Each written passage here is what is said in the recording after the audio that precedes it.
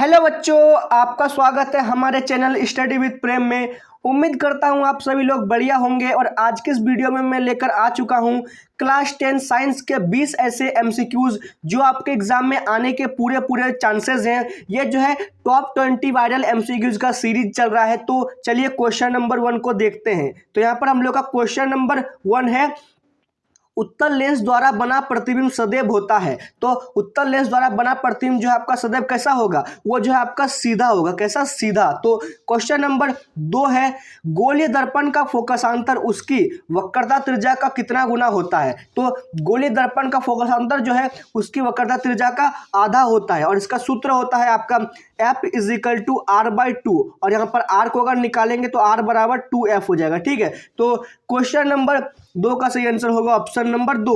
तो question number 3 है, अवतल दर्पण की फोकस दूरी होती है। तो अवतल दर्पण की फोकस दूरी जो होती है वो होती है ऋणात्मक। कैसा? ऋणात्मक होती है। और यहीं पर अगर पूछता उत्तल दर्पण तो आप लिख सकते हो धनात्मक। ठीक है। तो 3 का सही आंसर होगा ऑप्शन नंबर 3। तो क्वेश्चन नंबर 4 है, हजामती दर्पण के रूप में किस दर्पण का उपयोग होता है। तो हजामती दर्पण उसको कहा जाता है जो सलूनों में लगे होते हैं। और इन दर्पणों में जो है आपका अवतल दर्पण का इस्तेमाल होता है। कौन से दर्पण का? अवतल दर्पण का। तो क्वेश्चन नंबर 4 का सही आंसर हो जाएगा ऑप्शन नंबर 1। तो क्वेश्चन नंबर 5 है, गोलीय लेंस मुख्यतः कितने प्रकार के होते हैं। तो गोलीय लेंस जो है आपका मुख्यतः 2 प्रकार के होते हैं। कौन कौन से? पहले आपका हो जाएगा अवतल। कौन सा होगा? पहला अवतल, दूसरा हो जाएगा उत्तल। ठीक है। तो क्वेश्चन नंबर 5 का सही आंसर होगा ऑप्शन नंबर 2 प्रकार के। तो क्वेश्चन नंबर 6 है, उत्तल लेंस द्वारा वास्तविक आवर्धित प्रतिबिंब बनता है जब वस्तु स्थित होता है। देखिए, आवर्धित का अर्थ होता है बड़ा। उत्तल लेंस में कब बड़ा और वास्तविक प्रतिबिंब बनता है? जब वस्तु रहता है आपका लेंस और फोकस के बीच। अगर वस्तु लेंस और फोकस के बीच रहेगा तो उत्तल लेंस पर वास्तविक और आवर्धित प्रतिबिंब बनेगा। तो क्वेश्चन नंबर 7 है, जब प्रकाश की किरण हवा से कांच में जाती है तो वो मुड़ जाती है। देखिए, जब प्रकाश की किरण जो है आपका हवा से कांच में जाएगी तो वो जो है आपका अभिलंब की ओर मुड़ जाएगी। किस ओर? अभिलंब की ओर वो मुड़ जाएगी। तो 7 का सही आंसर हो जाएगा ऑप्शन नंबर 3। तो क्वेश्चन नंबर 8 है, लेंस की क्षमता का एसआई मात्रक क्या है। मोस्ट इंपॉर्टेंट क्वेश्चन है। लेंस की क्षमता का एसआई मात्रक होता है डायोप्टर। और इसको सूचित करते हैं हम लोग किससे? डी से डिनोट करते हैं इसको। ठीक है। तो 8 का सही आंसर होगा option number 4 dioptre. Question number 9 है, हमारे नेत्र में लेंस होता है। तो हमारे नेत्र में कौन सा लेंस होता है भाई? हमारे नेत्र में जो है आपका उत्तल लेंस होता है। कौन सा लेंस? उत्तल लेंस। उससे पहले मैं बता दूं, अगर आप ये क्वेश्चन नहीं आता इन सभी क्वेश्चनों को तो आप जो है इन सभी क्वेश्चनों को कॉपी में नोट्स कर लीजिए, क्योंकि ये क्वेश्चन एग्जाम में छप चुका है, जरूर आएगा। ठीक है।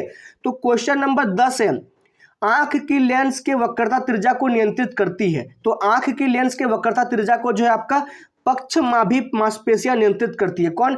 पक्षमाभी मांसपेशियां। तो 10 का सही आंसर होगा ऑप्शन नंबर 3। तो क्वेश्चन नंबर 11 है, स्पष्ट दृष्टि की अधिकतम दूरी का मानक कितना होता है। तो स्पष्ट दृष्टि का अधिकतम दूरी का मानक पूछ रहा है तो वो होगा आपका अनंत। अधिकतम पूछेगा तो अनंत लिखिएगा, और अगर न्यूनतम पूछेगा तो लिखिएगा क्या? न्यूनतम में आप लोग लिख सकते हैं 25 सेंटीमीटर। कितना? 25 सेंटीमीटर। तो 11 का सही आंसर होगा ऑप्शन नंबर 4 अनंत। तो क्वेश्चन नंबर 12 है, अवतल लेंस के चश्मे का उपयोग किस दृष्टि का दूर करने के लिए किया जाता है। मतलब क्वेश्चन पूछ रहा है कि अवतल लेंस के चश्मे का उपयोग किस दृष्टि दोष को दूर करने में किया जाता है। तो इसका सही आंसर होगा आपका निकट दृष्टि दोष।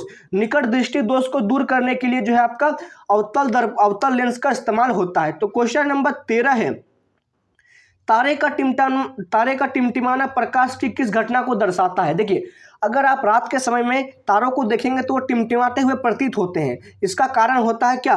प्रकाश का अपवर्तन। क्या? प्रकाश का अपवर्तन इसका मुख्य कारण होता है। तो 13 का सही आंसर होगा ऑप्शन नंबर 2।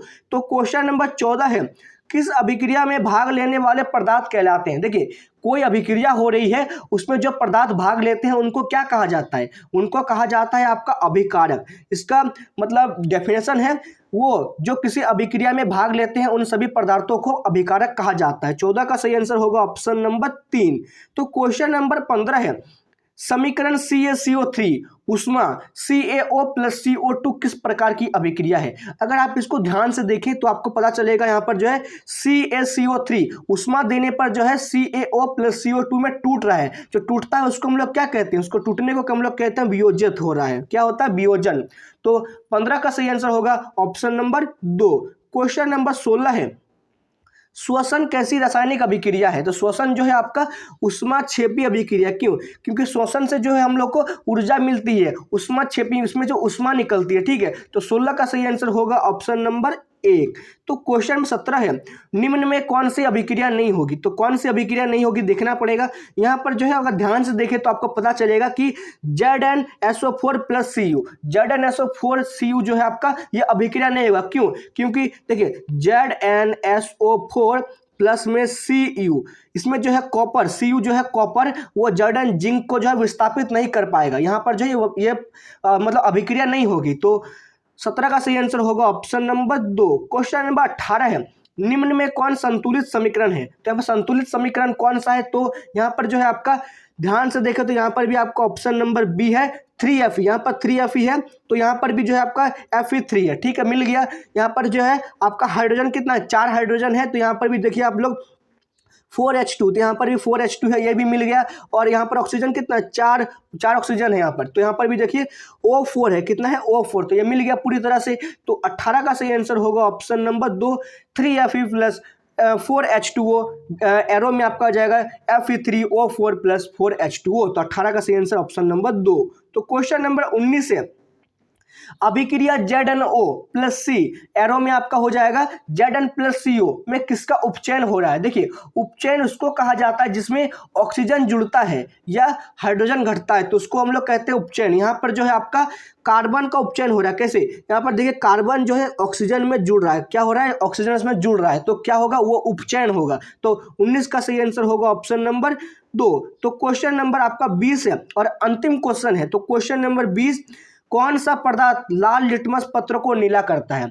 ये जो है मोस्ट इंपॉर्टेंट क्वेश्चन है, कौन सा पदार्थ जो है लाल लिटमस पत्र को नीला करता है। तो क्षार जो है लाल लिटमस पत्र को नीला करता है। आप पूछेगा कैसे, देखिए लाल लिटमस पत्र को नीला करता है क्षार, और इसी जगह पर अगर पूछता है आपका कौन नीला को लाल करता है, तो आप लोग कहते हैं अम्ल। ठीक है, तो 20 का सही आंसर हो जाएगा ऑप्शन नंबर 2 क्षार।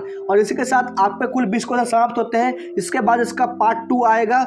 उससे पहले अगर आपने इस वीडियो को लाइक नहीं किया तो इस वीडियो को लाइक कर दीजिए। इस चैनल में पहली बार आए हैं तो इस चैनल को जो आप लोग सब्सक्राइब कर दीजिए और इस वीडियो को अपने दोस्तों के साथ शेयर कीजिए। तो मिलते हैं आपके साथ नेक्स्ट वीडियो में। जय हिंद, जय भारत।